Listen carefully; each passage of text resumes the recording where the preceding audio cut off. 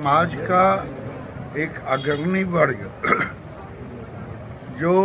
जिन्हें हम वकील साहब कहते हैं, एडवोकेट कहते हैं, और इनका परिवार बहुत बड़ा परिवार है। और आज मुझे खुशी है कि बेगूसराय कचहरी में हम वकील साहब के पूरे परिवार, चाहे मुंशी जी हों, चाहे मौकिल जी हों, वकील जी हों, सबसे आशीर्वाद लेने आया हूँ।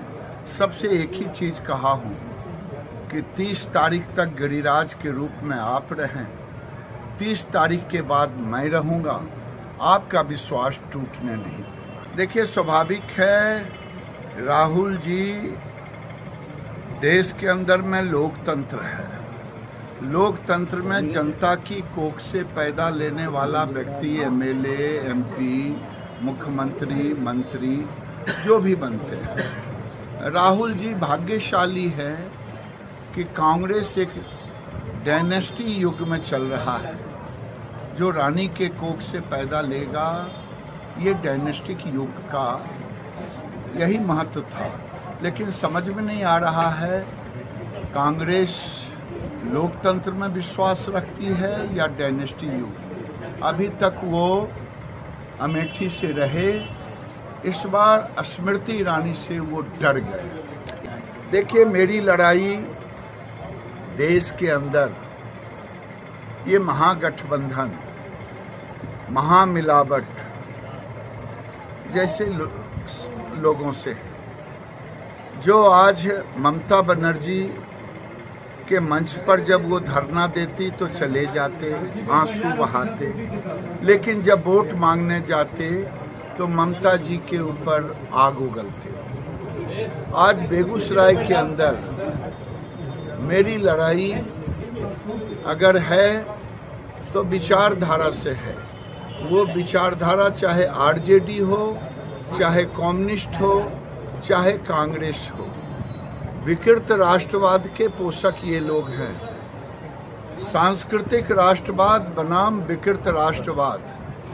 हमारी लड़ाई है विकास को अवरुद्ध करने वालों के खिलाफ। हमारी लड़ाई है देश में शौर्य के खिलाफ मानसिकता रहने वाले। हमारी लड़ाई है देश में वैसे लोगों से जो खाते हैं यहाँ का और गाते हैं कहीं और का। ऐसे लोगों से मेरी लड़ाई। कन्हैया का लगा। देखिए साहब, कौन क्या कहता है। कोई क्रिश्चियन जाए गिरजाघर में, चुनाव आचार संहिता उसके लिए नहीं है। मैं वकील के बीच में बैठा हूँ, पीपी है। कोई मुसलमान नमाज पढ़ने जाए, कोई आचार संहिता नहीं।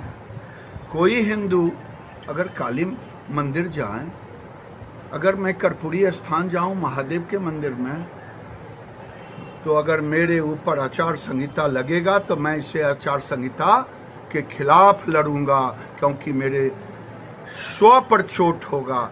मेरे जो अंदर में जो कहा गया है कि सार्वभौमिकता का सवाल है। मुसलमान जाए मस्जिद तो कोई दिक्कत नहीं, क्रिश्चियन जाए गिरजाघर तो कोई दिक्कत नहीं। गिरिराज के मंदिर जाने पर क्यों किन्हीं को आरोप है? मैं तो किसी को नहीं कहा कि कोई नहीं जाए।